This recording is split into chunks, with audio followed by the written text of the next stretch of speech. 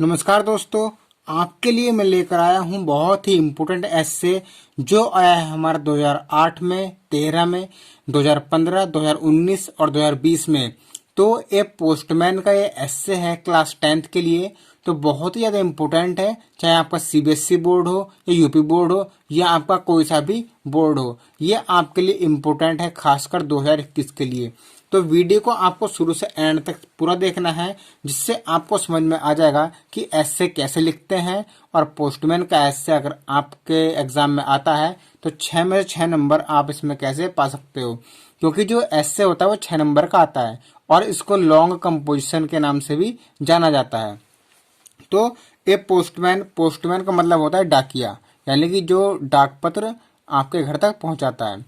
तो स्टार्ट करते हैं। इंट्रोडक्शन, सबसे पहले आपको हेडिंग डालना है इंट्रोडक्शन। अगर एग्जाम में हेडिंग लिखी हुई आती है आउटलाइंस उसकी, तो आपको वही लिखनी है। अगर नहीं आती है तो आपको अपनी तरफ से 3 मेन हेडिंग हर एस्से में लिखनी होती है। पहली इंट्रोडक्शन, दूसरी डिस्क्रिप्शन और तीसरी कंक्लूजन। तो आपको सबसे पहले डालना है हेडिंग इंट्रोडक्शन। इंट्रोडक्शन मीन्स परिचय, यानी कि डाकिया के बारे में। तो the person whom we wait for pleasantly is the postman. तो वह व्यक्ति जिसका हम बेसब्री से इंतजार करते हैं उसे हम पोस्टमैन कहते हैं। यानी कि पोस्टमैन यानी कि डाकिया वह व्यक्ति होता है जिसका हम बेसब्री से इंतजार करते हैं, क्योंकि आपको पता होता है आपकी जो पत्र हैं वो आपके रिलेटिव्स जो है भेजते हैं। आज के दौर में तो बहुत कम होता है, लेकिन जो पुराने जमाने में होता था उनमें यही होता था, क्योंकि आजकल तो फोन्स चल गए, मोबाइल फोन्स, इस वजह से। तो the person whom we wait for pleasantly is the postman. आपको इतनी लाइन इसमें लिख देनी है। उसके बाद आता है डिस्क्रिप्शन, यानी कि इसके बारे में। अब इसके बारे में क्या लिखोगे आप, उसके कपड़े कैसे पहनता है, उसकी एजुकेशन। डिस्क्रिप्शन में करके हेडिंग से एजुकेशन, उसकी शिक्षा कितनी होती है, कितना पढ़ा हुआ होता है। हिज वर्क, उसका कार्य। हिज सैलरी, उसकी तनख्वाह कितनी होती है। ठीक है, तो ये सब इसमें लिखना है। तो इसके बाद आपका आता है डिस्क्रिप्शन। डिस्क्रिप्शन में ही वियर्स डिपार्टमेंटल खाकी यूनिफॉर्म, वह डिपार्टमेंट की ओर से दी गई खाकी यूनिफॉर्म पहनता है। A leather bag hangs from his shoulder, एक लेदर का बैग उसके कंधों पर टंगा होता है। It contains letters, money orders and parcels, जिसमें होते हैं पत्र, मनी ऑर्डर और बहुत सारे पार्सल्स। तो ये उसका कार्य हो गया।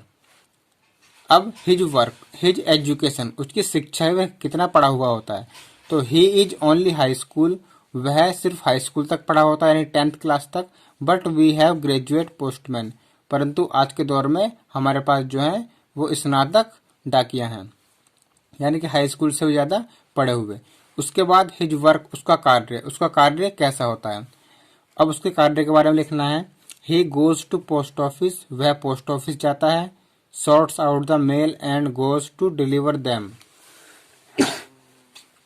ही गोज टू ऑफिस, वह पोस्ट ऑफिस जाता है। Sorts out the mail and, sorts out, sort means छांटना।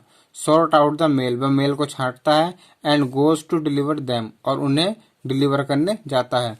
Eight the door of the address, जहाँ का पता होता है, यानी कि जितने भी पत्र होते हैं सबको वो छांटता है और जहाँ का भी एड्रेस होता है वहां पर जाकर वो दे देता है। ये उसका कार्य होता है। अब उसके बाद हिज सैलरी, उसकी तनख्वाह, उसकी तनख्वाह कितनी होती है। He is very responsible and useful to society, वह समाज के लिए बहुत ही जिम्मेदार और उपयोगी है। But his salary is not good, परंतु उसकी तनख्वाह अच्छी नहीं होती है। ये इसके बारे में आपको सैलरी लिख देना है।